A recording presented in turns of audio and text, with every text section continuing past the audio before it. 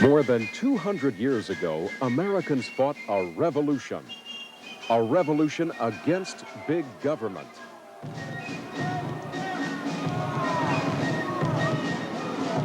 He has erected a multitude of new offices and has sent hither swarms of officials to harass our people and eat out their substance. George III and his bureaucrats taxed and controlled their lives until the people said, enough. Welcome to On Second Thought, where William Wagner gives you information that ought to give you second thoughts about the unconstitutional acts of our local, state, and federal government. I am Megan Wells. Now, producer and host of On Second Thought, the good guy in the white hat, William Wagner. Wow, taking off the hat for you people. Thanks for tuning in tonight. The rest of this show is live. Today is August 3rd. Our government is, how shall I say it, thoroughly and without redeeming value corrupt up to the gills. Not only, I'm not just talking about the legislature.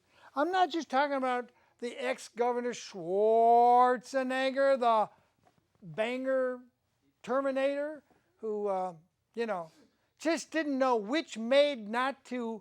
Is it true that there were over 100 out-of-court settlements for ass grabbing and tit pinching? Oh, I didn't know that. Is that true? Oh my goodness. And that was settled out of court? So we never heard about it. Why? Because the lamestream media does not want you to know how really, thoroughly, and without redeeming value corrupt your government is. But also, the courts are corrupt. In tonight's show, I would label justice for the just us of the California Supreme Court. Now, I have some questions. There's a great article. You're going to really not want to tune out. You might see sexy girls and bouncing stuff here. You know, you don't have to change the channel. And if not, we got Dan. He can bounce a lot.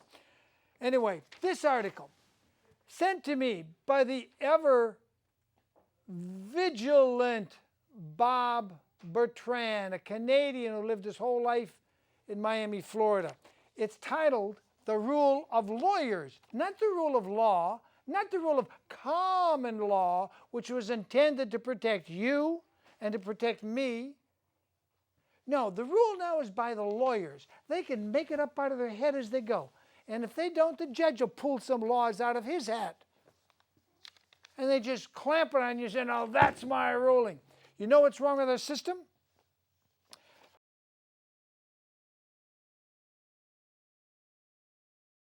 And I have lawyers calling me now at 10 p.m., 11 p.m., midnight saying, Mr. Wagner, please help me. Now, these are attorneys calling me. You know, I'm supposed to be the one calling the attorneys saying, would you help me? No, the attorney's calling me. What help do they want? They want my camera in their courtroom because the judge is being so completely, thoroughly corrupt. And one of the problems that are a big problem with our system is when a judge makes a ruling and he lays it down like that and says, that's my ruling, that's it, live with it. Whether he's taking your child away without a jury trial, which is criminal and illegal, you are guaranteed by the 7th Amendment anything worth more than $20. You cannot have your jury rights waived. We want our rights back. Exactly. We want our rights back, and it's long over time we get them back. But now we have a war going on, and there's a lot of dead bodies. Roll the tape. I want you to see this. The people who should be dying are those that steal millions of taxpayer dollars and get away with it because they are the court. When a judge makes a ruling, he slaps it down, he should be required to state the exact reason he ruled such and such, based on what case, based on what evidence. Now they just make a ruling, and you have to guess what to appeal it on. Sometimes you know, but most often you don't know. This article, written by Stephen Fleury, some time back, and you can find it at judicialaccountability.org or disbarthefloridabar.org. And he writes in here, Jesus Christ's message generally led audiences to respond in one of two ways. He astonished the general public. He angered the educated elite. We read of both reactions in Matthew 22:33-34. After seeing how the multitudes were moved by Jesus' words, the Pharisees and the Sadducees gathered themselves together. They didn't even like each other, but Jesus drove them together, the Pharisees and the Sadducees, and they didn't even like each other. So that's how powerful Jesus' words were. And they came together to plot against Christ. Then one of them, which was a lawyer, asked Christ a question, tempting him. Wouldn't you know it'd be a lawyer that would tempt him? He asked Christ a question, tempting him. Put to silence by Christ's message, the leading Jews conferred among themselves and then sent forward their lawyer. He was interested in truth. He wanted to tempt Christ, to trick him into doing or saying something unlawful. Isn't that what court's all about? Trying to trick you? Rather than trying to get the justice, they just want to trick you so they can hammer you, fine you, take your property, take your money, put you in jail. But Christ would not be tricked. He knew how to expose the chicanery of the so-called experts in the Mosaic law. In verse 46 it says, no man was able to answer him a word. Neither durst any man from that day forth ask him any more questions. Wow.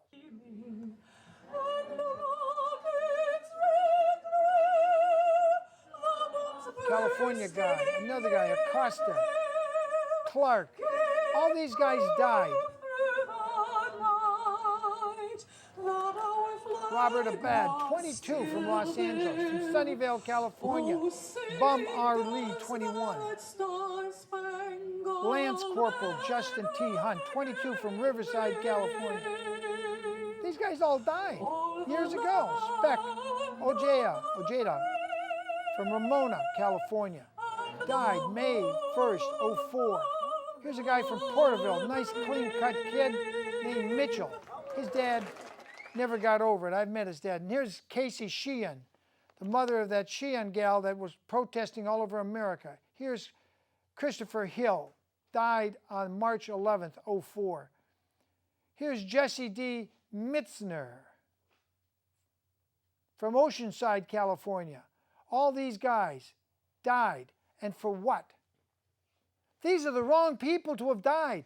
The reason they died is because of that biblical verse. My people, what? My people suffer for lack of knowledge. The knowledge they don't have is that somebody didn't like these little things. These are very old, crinkled up, very valuable, continental, pre-Constitution money. These are colonial certificates that the colonies used to trade between businessmen. And they didn't need a national bank. It's all about the bankers. The bankers brought in the lawyers so they could swindle you. And if you go look on my YouTube channel, look at the hidden 13th Amendment, passed exactly, ratified 200 years ago by sufficient states of the original states that existed in 1812. And it said, if you take an honor or even claim an honor, you cannot hold any office in the United States. Now, Vice President Cheney took an honorary title from the Queen of England. He should have been disbarred from vice presidency immediately. That's what the original 13th Amendment said. But more than that, all these members of the bar stands for British Accreditation Registry, BAR. Well, under the original 13th Amendment, if you claimed an honor from a foreign prince or power or principality, you lost your U.S. citizenship. So all the bar members cannot be district attorneys. They cannot be judges. They are forbidden. So what do you think they did? They created a lot of law schools, filtered out their people for about 60, 70 years, got them into all the colleges, in all the courtrooms. Lawyers used to be barred from appearing in a courtroom after the original 13th Amendment. They didn't even have any of the American bars. They had the British bar, and they were barred, literally barred. They could not even enter the room. They snuck in because they'd write somebody's will, and then they'd have to come in and explain what the will meant because the heirs were fighting, and that's how they got their foot in the door. And the next thing, you know, give them a couple decades, and they're claiming the right to be judges, which was forbidden. Then they moved on to say nobody else can be judges except us. Then they pushed away the common law. They hid the original 13th Amendment. And now we have the rule of lawyers, not the rule of common law. So what am I getting to? Now we've got to the point where cops can beat somebody to death like they did in the Kelly Thomas case down in Orange County about a year ago.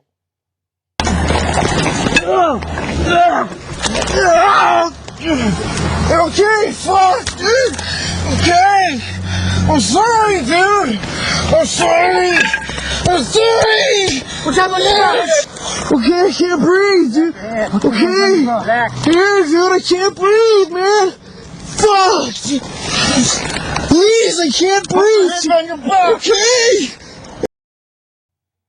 Literally took this homeless man, and I have a video from the surveillance tape at the bus station, and he's standing there peacefully, and along comes this cop, and he starts swinging his baton in a threatening manner.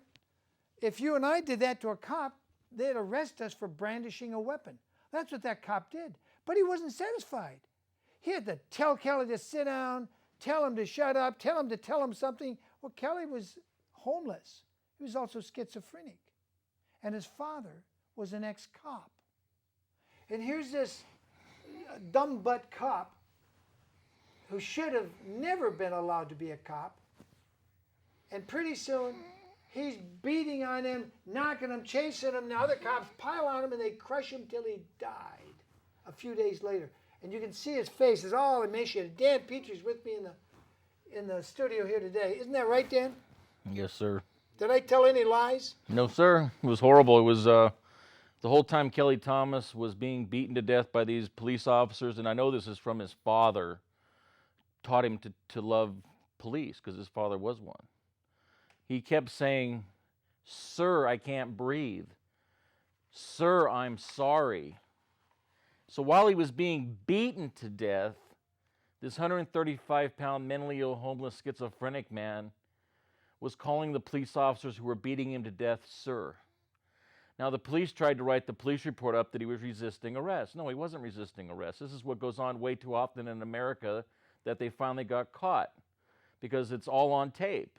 They couldn't have had a camera placed any better with better audio than they have on this one case. It was unbelievable how this was camera was perfectly, situated to catch this whole crime. Now, if that camera hadn't been there, they probably got away with it because the police would have wrote the report up that Kelly was combative, that he was resisting arrest, that he was fighting back. They would have done all the stuff that the police are notorious for doing, and without the video, they'd have got away with it. But the video said that he didn't do any of that. He didn't. The video is he begged so for his clear. life. He was begging. He's saying, dude, I'm sorry, dude. Dad. Screaming for his dad. And then he started saying, Dad. 39 times he cried out for his dad. Dad, help me, Dad. 39 times. His dad couldn't help him. His dad wasn't there. His dad was horrified when he found out some other cops had beaten his homeless son to death.